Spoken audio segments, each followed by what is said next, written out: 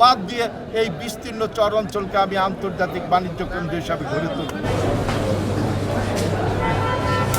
আমরা এবার মানিকগঞ্জ ৩ আসনের প্রতীক বরাদ্দ শুরু করব।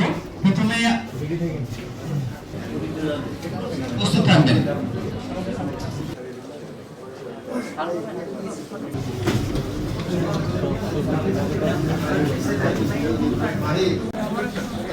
এইদিকে সবাই একদিকে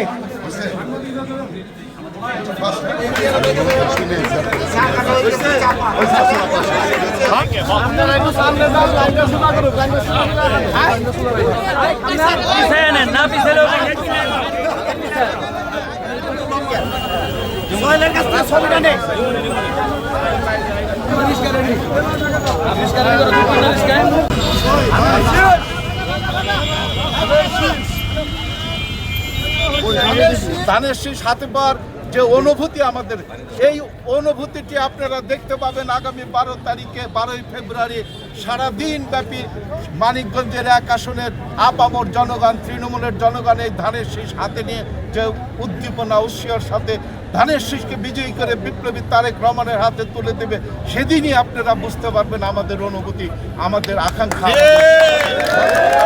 সাধারণ মানুষ ভোটাররা যদি আমাদের নেতা তারেক রহমানের পক্ষে রায় দেয়, তাহলে ইনশাআল্লাহ আমি সর্বপ্রথম এই 3টি উপজেলার প্রান্তিক মানুষের যে সবচেয়ে বড় দুর্ভোগ প্রতি বছর নদী ভাঙন, সব মশার বিরুদ্ধে সুরক্ষা দিতে এলো বসুন্ধরা এক্সট্রিম অ্যারোসল, মশার বিরুদ্ধে এক্সট্রিম সুরক্ষা। এই নদী ভাঙনকে চিরস্থায়ীভাবে বন্ধ করার জন্য যে স্থায়ী বাঁধ, সেই বাঁধ দিয়ে এই বিস্তীর্ণ চর অঞ্চলকে আমি আন্তর্জাতিক বাণিজ্য কেন্দ্র হিসাবে গড়ে তুলব।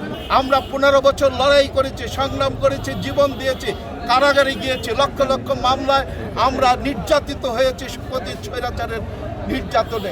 সেই স্বৈরাচারের পতনের পর আসুন আমরা আগামী 12 ফেব্রুয়ারি বিপ্লবী তারেক রহমানের 31 দফার ভিত্তিতে দেশ পরিচালনার জন্য উনি যে 31 দফা রাষ্ট্র কাঠামো মেরামতের কর্মসূচি ঘোষণা করেছে, সেই কর্মসূচি বাস্তবায়নের জন্য এবং বাংলাদেশটা আগামীতে সুখী সমৃদ্ধ একটি উন্নত দেশ হিসাবে গড়ে তোলার জন্য আগামী 12 ফেব্রুয়ারি আমরা বিপ্লবী তারেক রহমানের ধানের শীষে ভোট দিয়ে এই দেশটাকে আবার সুন্দর এবং সফল দেশ হিসাবে গড়ে তোলার জন্য ওনার হাতে আমরা মানিকগঞ্জের 1 আসন সহ প্রত্যেকটি আসন বিজয়ী হয়ে আমরা তুলে দেওয়ার জন্য যে শপথ নিয়েছি, সেই শপথ বাস্তবায়নের জন্য মানিকগঞ্জ 1 আসনের সকল ভোটারদের প্রতি আমার আহ্বান রইল, তাদের প্রতি আমার এই আহ্বানই থাকবে।